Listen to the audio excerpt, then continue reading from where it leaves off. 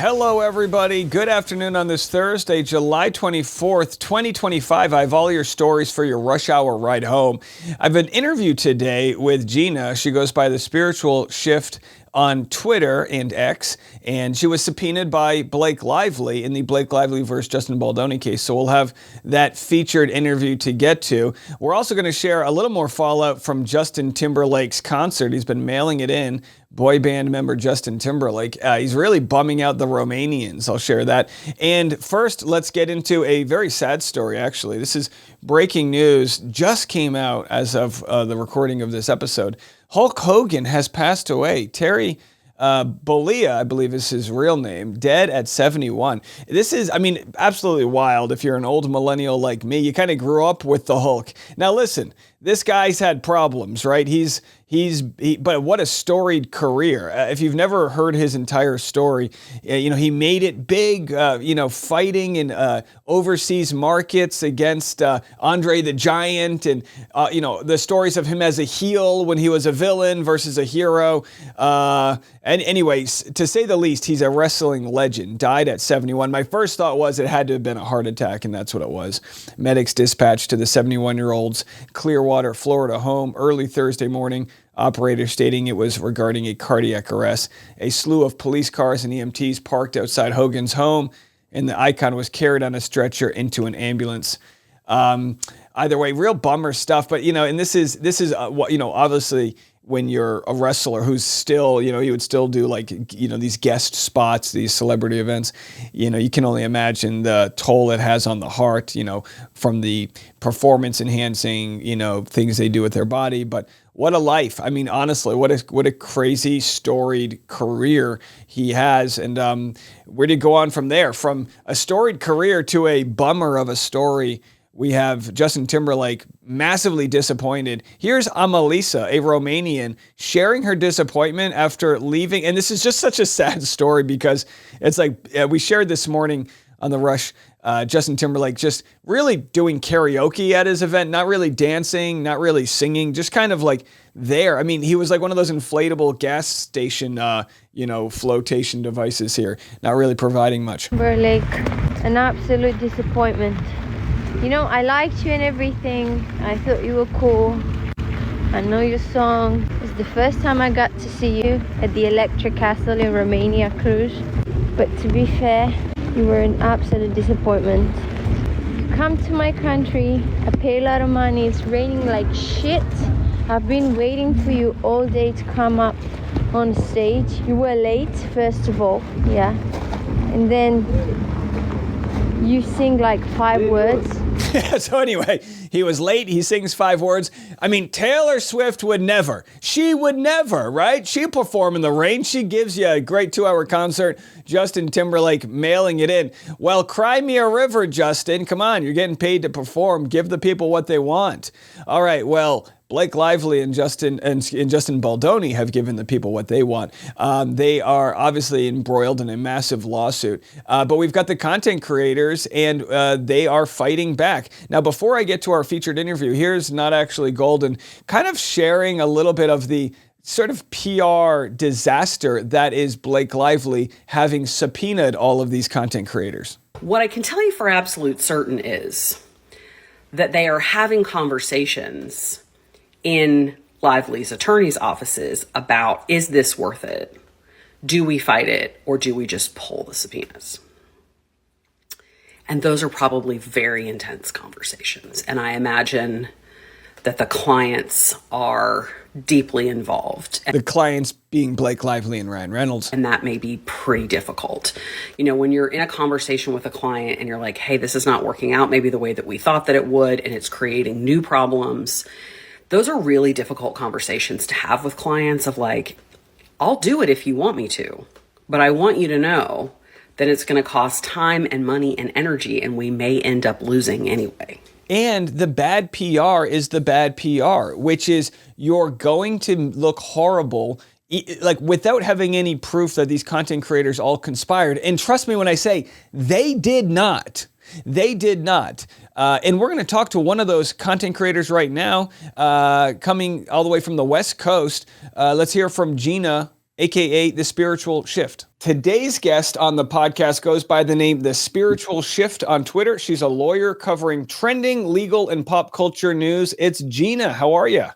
Hey, hi, I'm good, Dave. How are you today? Doing great. We have so much to get into. You are you're in the throes of the Blake Lively versus Justin Baldoni case. You've been subpoenaed. Can you give me an intro to how you got involved covering this case on Twitter? You've kind of had your identity exposed by being dragged into the court case. How did this all start for you?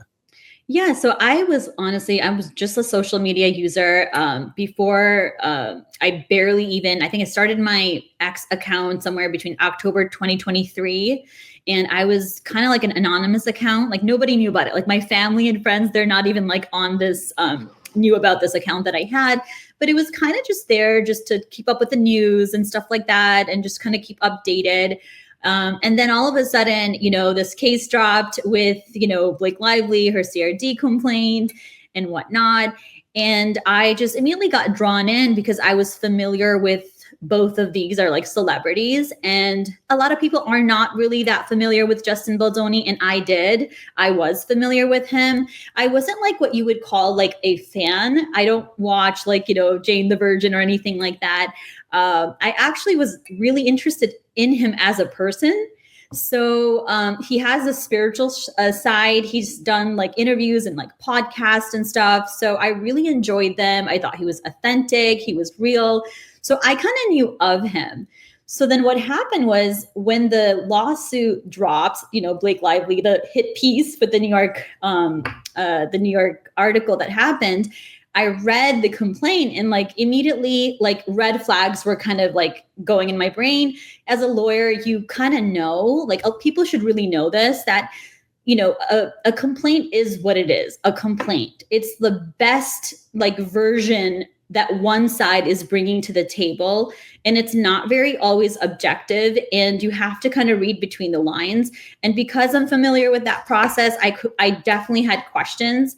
And then obviously, what kind of really got me interested was I started kind of getting involved in the case.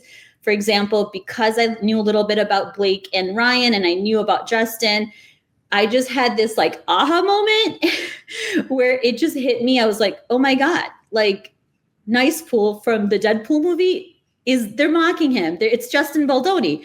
So I was like, you know what? I'm just going to do a thread about this. And it was so quick, Dave. Like I didn't even have to think about it. It was just like on my phone. So were you the first person to make that link? I don't think I was the first because I can't claim that, but I was one of the first where I think some people had like one clip, maybe somebody had another, and then I had my own, and then I was like, you know what, why not just make it a thread so that it's all in one place so people really see like step by step, like look how obvious this is. And even like Ryan, he didn't deny it. Remember, he was like, oh, Justin's just mad about hurt feelings. So he's not like out there denying that even happened. So anyways, it was interesting. So I just remember it was like evening. I remember like I didn't even think twice about it because I had like no followers. Like when I tell you my family and friends didn't know about this, I had like there was nothing. I did not think anything was going to happen. But I think it's silly that I even posted it, thinking that I just did it, Yeah. How did it feel? How did it feel kind of getting that validation from strangers, knowing that your voice mattered and you had like sort of a unique opinion that you brought to this case? Yeah, that's really interesting. That's a good question.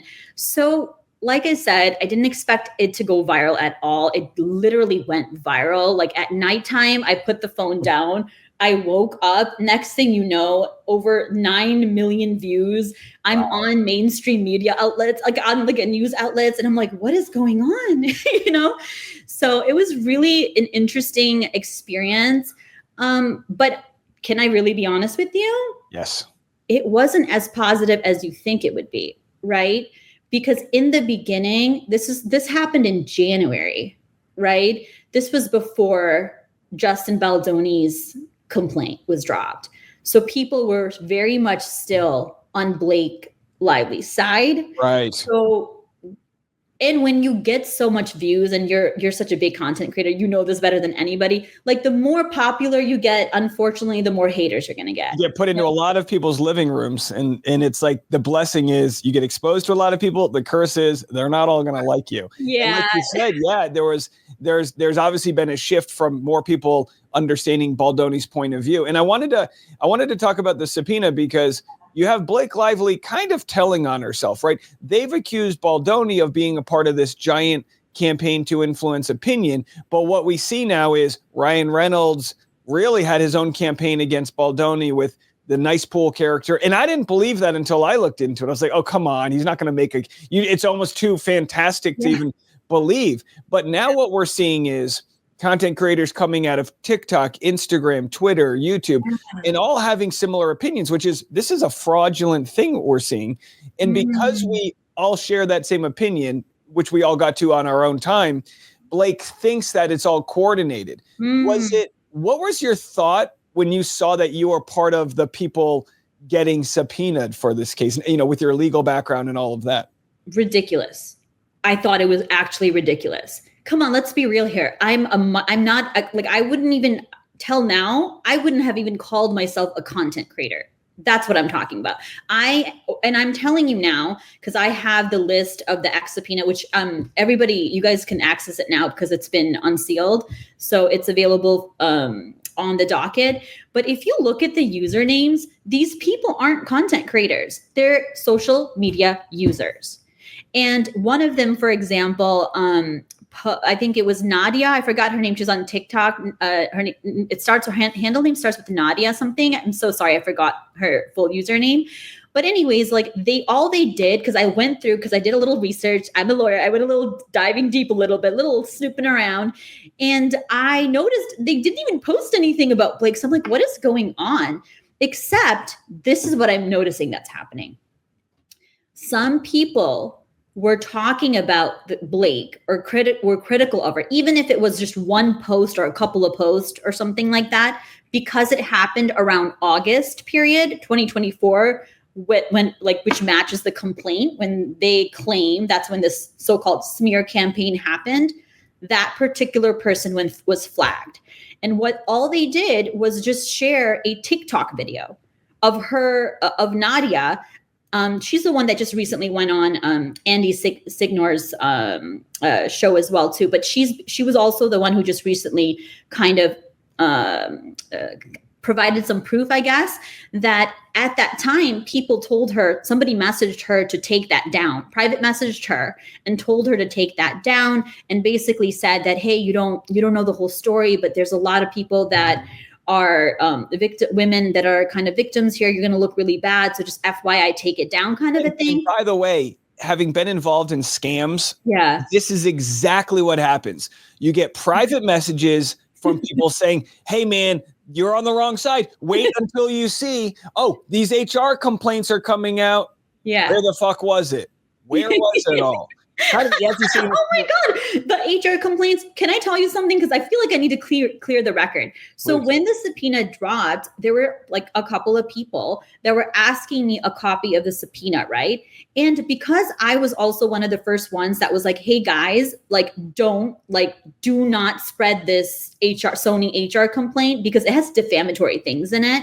And you're technically spreading misinformation. And on the face of it, it was just looking very bizarre. It's not something Justin would talk like or speak like. There was a lot of inconsistency. I posted it.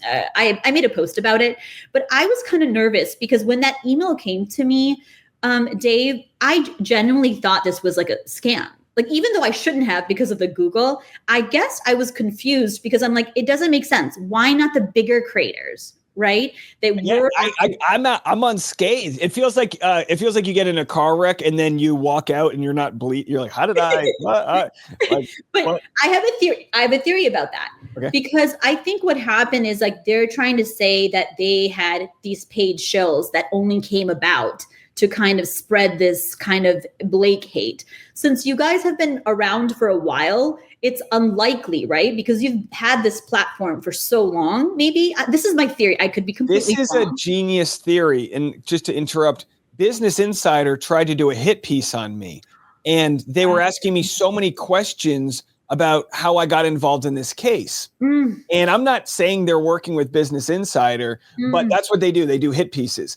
And I recorded my full 30-minute interview with this guy. And I was like, dude, I've been sued for I was threatened with hundreds of millions of dollar lawsuits from previous cases. This ain't my first rodeo. But that's interesting that they wouldn't want to bring people in where this isn't their first rodeo, because we know the framework for how to cover these types of things. You guys are pretty well, exactly. You had legal battles before. You won your claims and stuff. I don't think anybody would want to mess with you. Seriously, Dave, I don't think I would want to mess with you. You're a pretty strong guy. Like, you have somewhat resources. And that's the sad part, because they're going after the everyday people, like social media users, who they're just hoping that aren't going to fight back. But can I be honest with you? What I actually think is happening after reviewing all those, I'm not completely done, but pretty much I've reviewed the usernames and I've done my little deep diving. I truly believe this list that they're doing is kind of like a PR stunt, which is kind of like, look at all these people that are part of this smear campaign, because when they argue it, that's what they're showing, right? Like there was this smear campaign. But in reality, when I looked into it, it was so weak. It was so weak. One post. You think of all the millions of people on X can't have a negative opinion about Blake during that August 2024 period. It's ridiculous. And then I saw these other posts. They were suspended. They were porn sites, Dave. Like, they had pornography and disgusting things. There were usernames that I couldn't even look up. So this was a scam. That's your breaking news. It was a scam. It was a scam. Well, listen, we're very excited to, I think, be on the right side of this story, to be honest. Yeah. And it just, like you said about how when you got attention, it's not always good. What Blake Lively needs to realize is she's pushing a movie in the fall. So she's getting re-exposed to audiences. There's going to be that negative response. Yeah. I don't know if she's just this delusional to think that it has to be coordinated. Maybe like deep down, she needs to do some soul searching and realize, like, look, people on the internet just have their opinions. But it is fascinating. I think she knows that people don't like her. Yeah. I think this is all I think that they're a money-making machine. There's a lot of powerful people that are banking on them and make lots and lots of money behind them. And they have created this curated image for so long. And honestly, that's how they make their bread and butter. So it pays them to have a good image. That's it. And you know what? I think it's hard for them to realize that the internet is a counterbalance to their celebrity, right? They think that their shit doesn't stink because they're the number one list on the call sheet at the movies and they're dead, Deadpool and this and that. But the internet, they can come after someone with one follower, but that one follower, they're going to get this internet, magnifying kind of scope. And that's what happened. That one the one that was retweeting Nadia, got 1 million views. And I think that's what happened. And I just want to say a couple of things to clear something up. I did not cover this case during August of 2024. So that's not the reason why they subpoenaed me. I think the reason they subpoenaed me is because I've been extensively basically covering this particular case. And that's just my style, meaning like I'm the type of person, like if I get into something, I was really passionate about it because there was a lot legally that was interesting to me.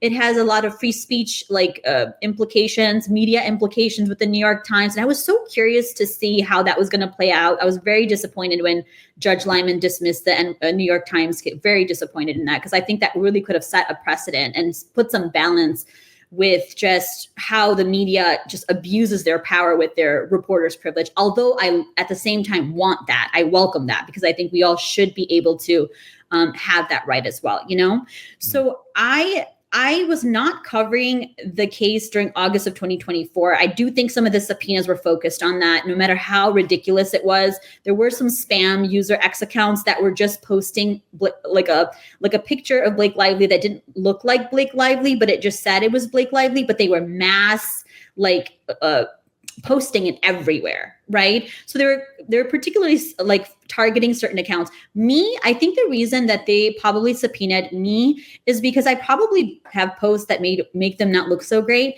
And it might have been that January viral post because it went so viral and so many people responded to it. And maybe they were like, well, this is suspicious. How can this small account have all these views? Yeah.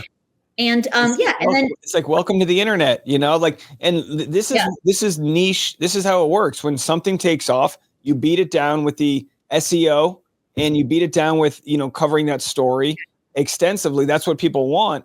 And I guess to Blake, it looks like, oh, you have an agenda, and it's like, no, you're just pipelined into this story now. You're a character, and you know what? I will say why I did it. I want to give my reasoning.